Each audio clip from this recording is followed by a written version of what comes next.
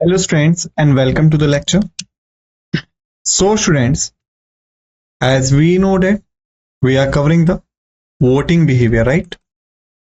This is the topic that we are covering right now. And basically in the voting behavior, these are the topics that we have scheduled for the discussion. Like starting with the history of democracy and voting. Okay. Thereafter the importance of voting. Thereafter the historic vote. Then the legal framework. Election machinery.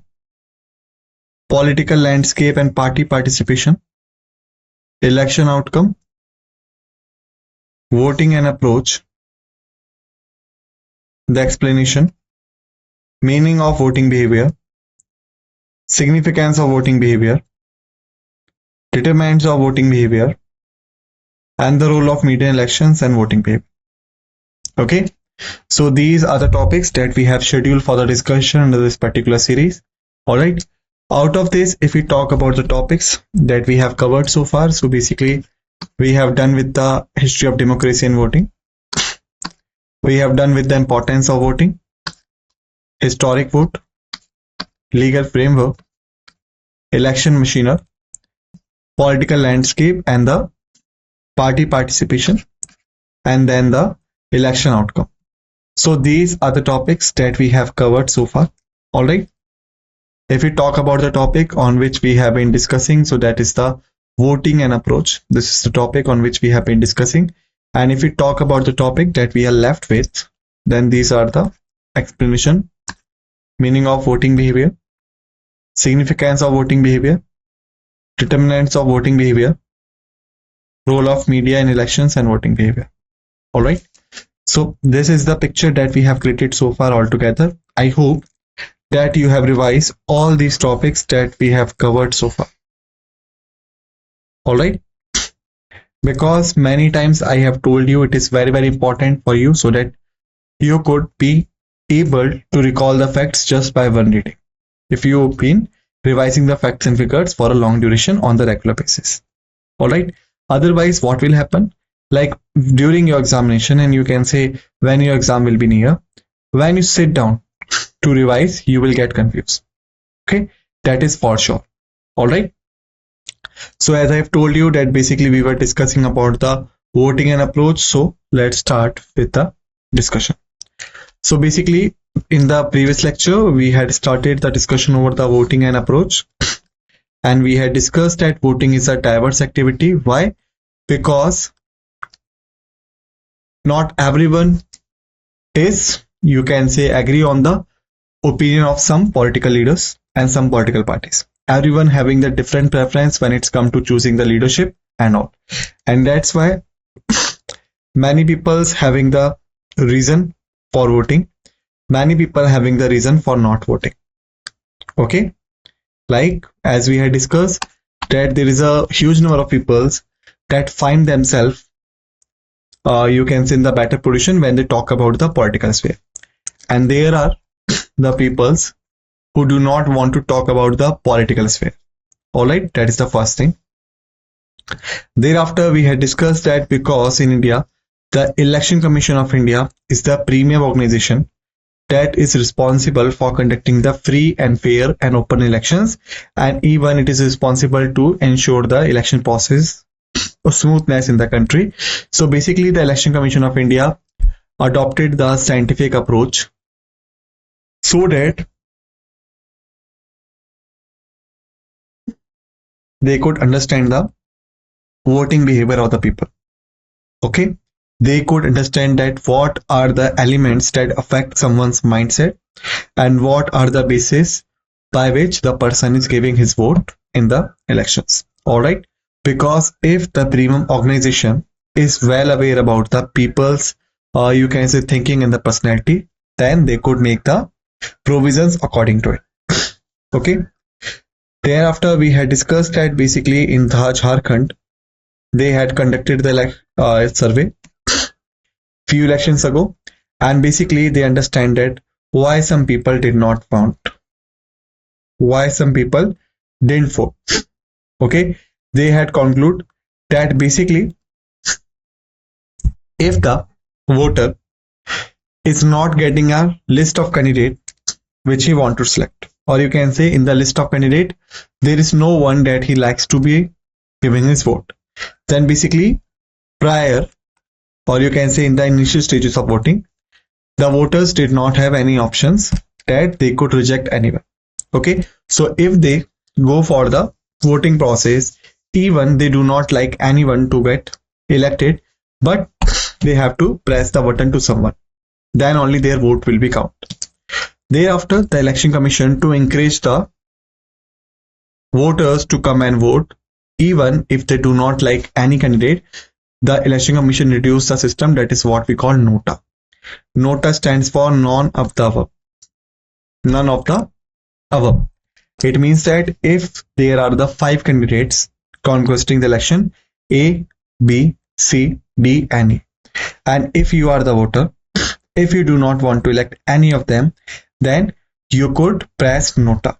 All right, that will you can say submit your decision that you do not want to go with any of them, and your vote will be counted. Okay, so we can say that by the introduction of nota, the encouragement of the voters has been on rise. Okay, many people who generally did not want to vote, now they could vote even if they do not like any of the candidates in the given list. Okay, because of the nota. So these all are the things that we had discussed in the previous lecture. I hope that you have revised the previous lecture in the well enough manner before you have come for this lecture. Okay, now let's move forward. Okay, now let's talk about the voting and approach. Okay, so basically here you can say the National Voters Day. Here it is, National Voters Day, that aims to educate the new voters. Now basically here I'm going to ask you the question, like on which date we celebrate the National Voters Day? It is a question to all of you, which date we celebrate as the National Voters Day, and to answer this you have the 30 seconds to think and answer. All right, please do not Google it. Okay, just press your mind. Your time starts now. Just think about it. 10 seconds have been passed off.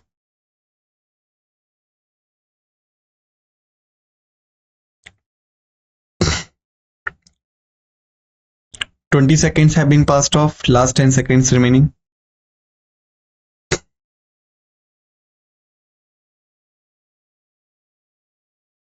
All right, time's up. So if we talk about the National Voters Day, so basically it is celebrated on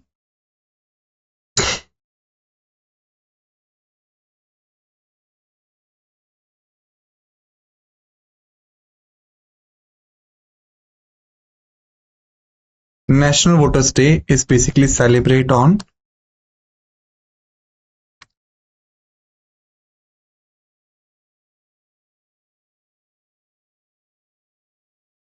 25th January every year.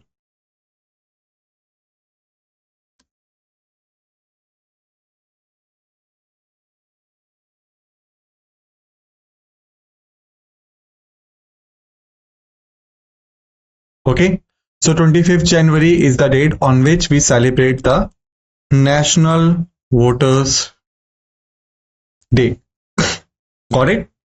And basically, if we talk about it, why we celebrate the National Voters Day on 25th January, so basically we can say on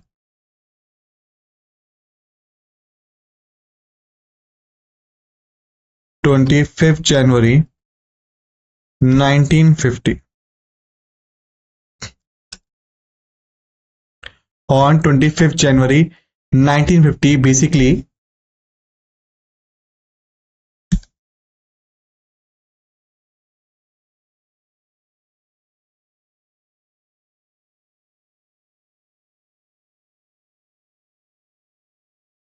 Election Commission of India established.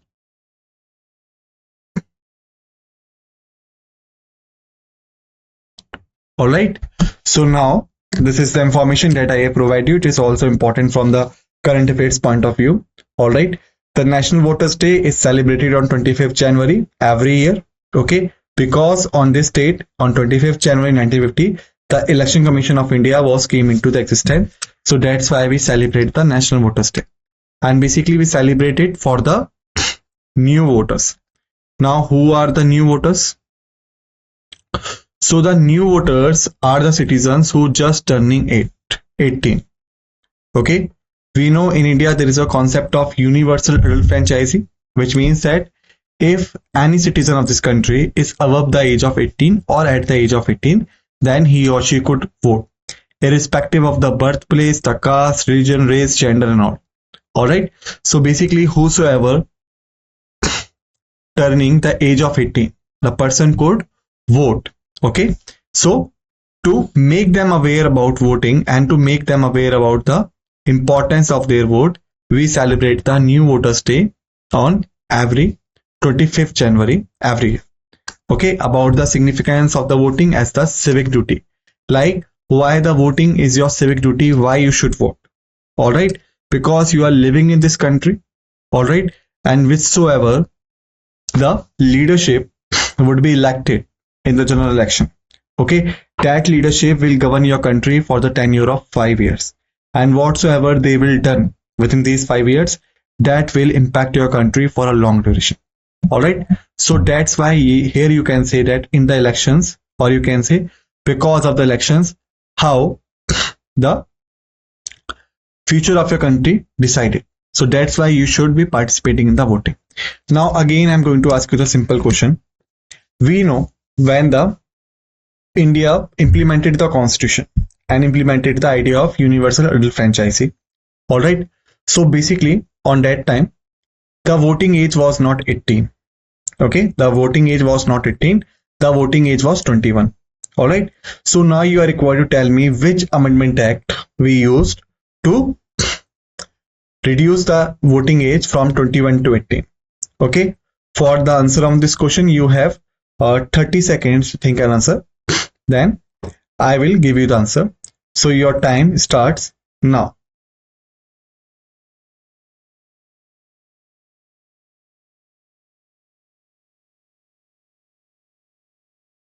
Ten seconds have been passed off. Last 20s are remaining.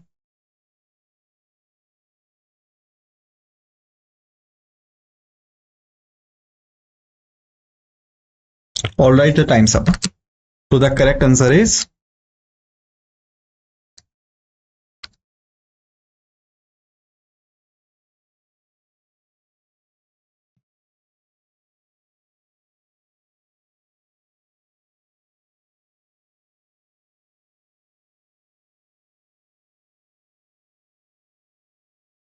'61st Amendment Act of 1989. Okay, so that particular act we enacted to reduce the voting age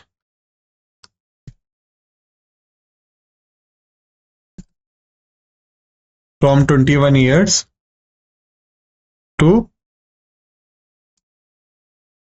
18 years. Okay, now the next question that I'm going to ask you, we know on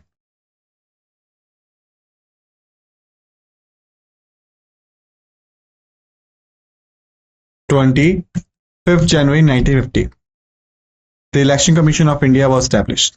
Okay, you are required to tell me that who was the first Election Commissioner of India. You are required to tell me that who was the first Election Commissioner of India. All right, and to answer this question, again, I will give you the 30 seconds. You are required to think within these 30 seconds and give the answer. Your time starts now. Just think about it.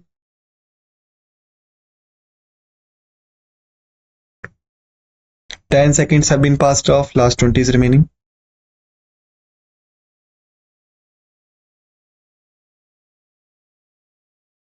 Last 10 seconds are remaining.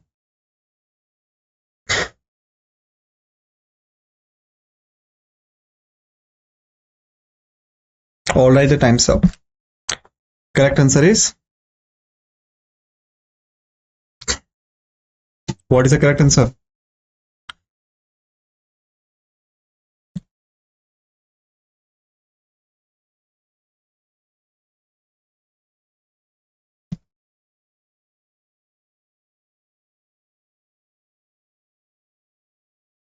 Tu Kumar Sen. Tu Kumar Sen was the person who was the first Chief Election Commissioner of India. Alright. Thereafter, we know it worked as a single member body till 1989, and then in 1989 it got transferred into the multi-members body, then again it got transferred to the single body, then again it got transferred into the multi-member body. Alright. So now let's back to the topic.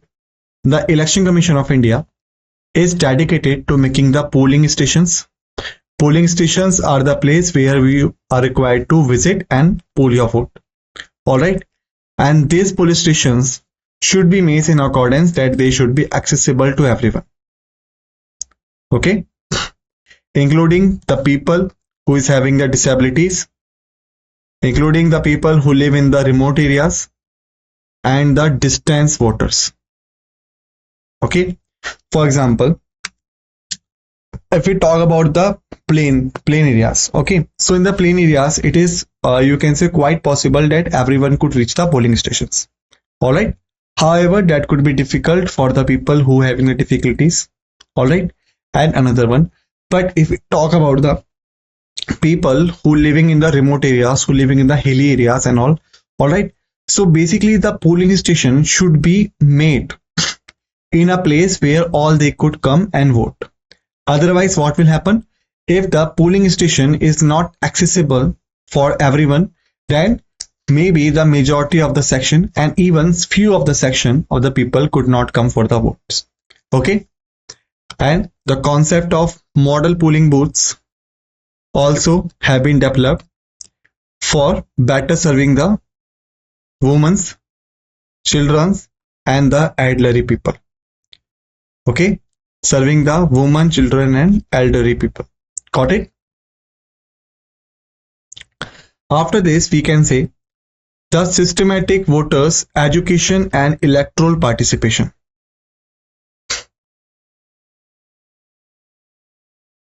The systematic voters' education and electoral participation, SATHEE-Law. Okay. This program addresses gaps in voter participation by educating and encouraging voters to take part in election. Alright. So basically that program was, you can say, specifically run to address the people who are eligible voters.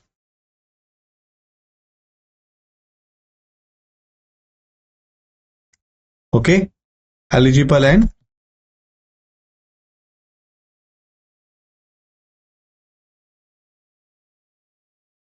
registered voters.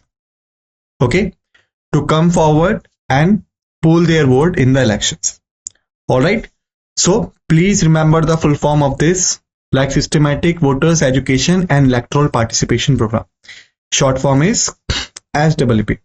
Alright. After this, we can say that basically the ECI or the Election Commission of India, they ensure the flexibility in the election system. Flexibility in the election system.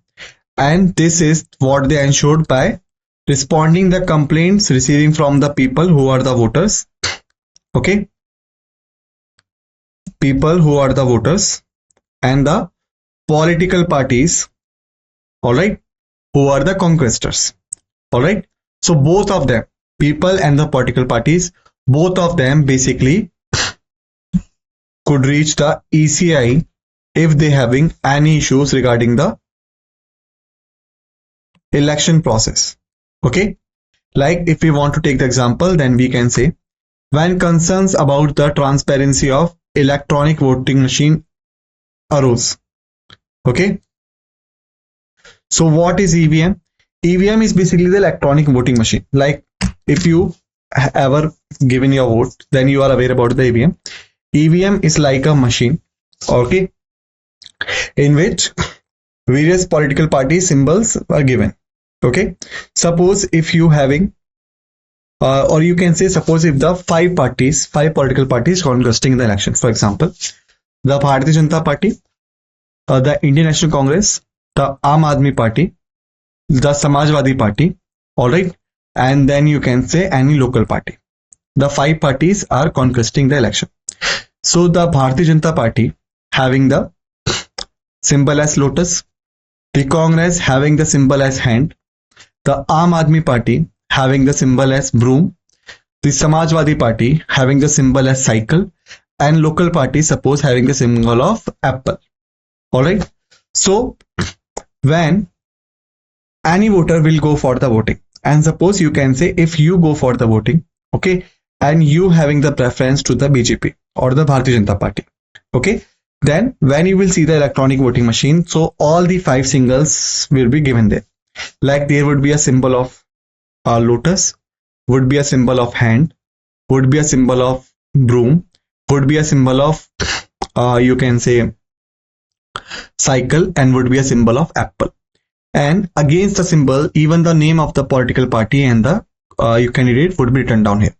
Okay, so you are required to just press the button against the symbol you having the preference. For example, suppose if you having the preference for the Bharatiya Janata Party, then you are required to press the button against the symbol of lotus.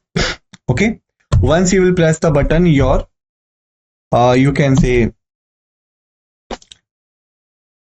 what we call it as a your voting would be registered. All right.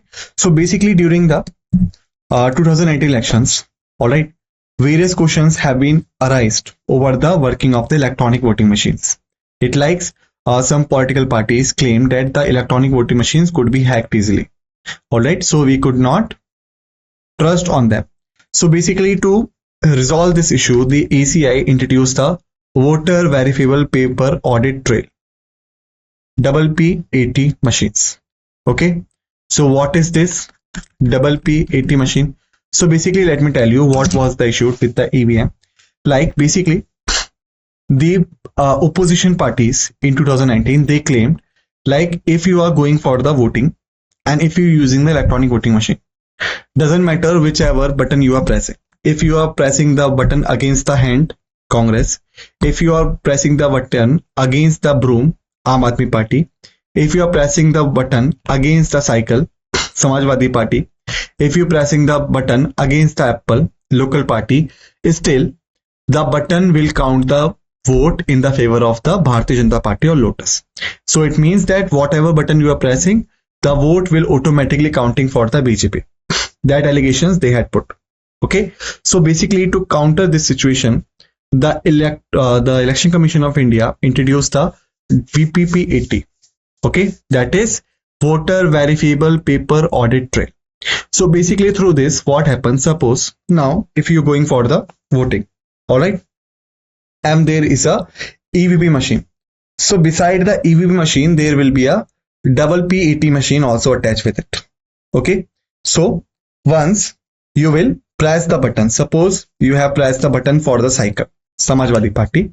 All right. So once you will press the button, your vote will be counted, and on the transparent screen there will be a ballot paper visible to you, on which your vote will be shown that you have given a vote to the Samajwadi Party.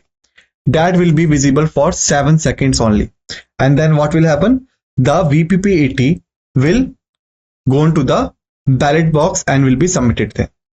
So what is the advantage of this? Like you can verify that the ballot that has been submitted is belonging to the same party for which you have voted or not.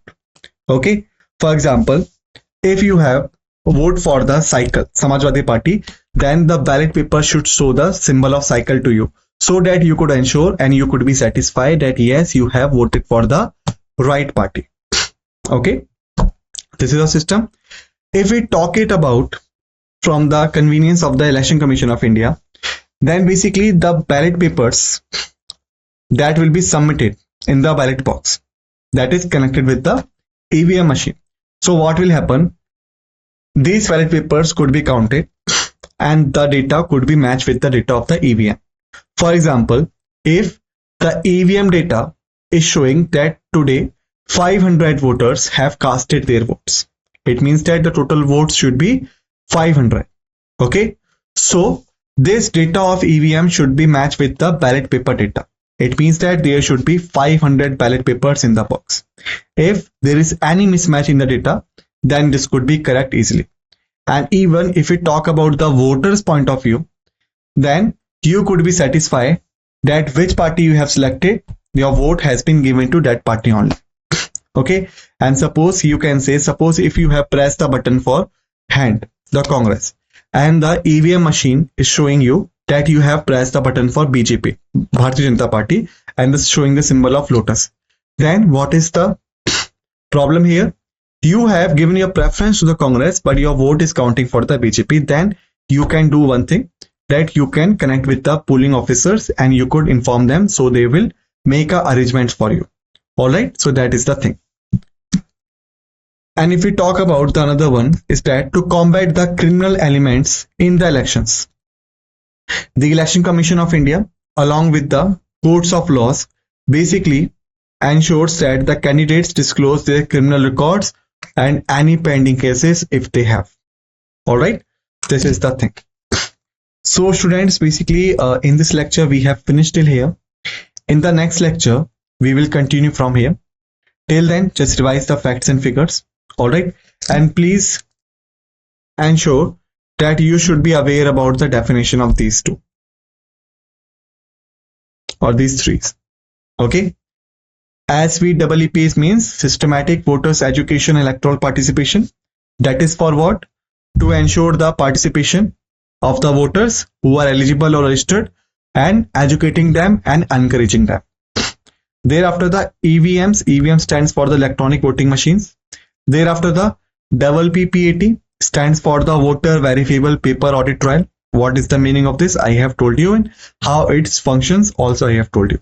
Okay, so all these things you are required to revise on the daily basis. Okay, so that you should be able to grasp the facts and figures for a long duration or while facing an examination also. So with this note, now let's end this lecture and thank you.